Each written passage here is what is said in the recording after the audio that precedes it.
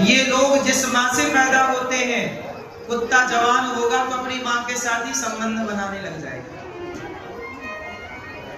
बोलो हाँ कि ना? क्योंकि ये किस श्रेणी में है? जोर से। जानवर है। आप किस श्रेणी में हैं? मनुष्य। इसलिए कहता हूं, जानवरों के पास धर्म का ज्ञान नहीं। जिसके अंदर धर्म का ज्ञान नहीं है वो जानवर है। इंसान के पास भी धर्म का ज्ञान नहीं तो वह इंसान भी जानवर है। धर्महीन व्यक्ति पशु के समान है।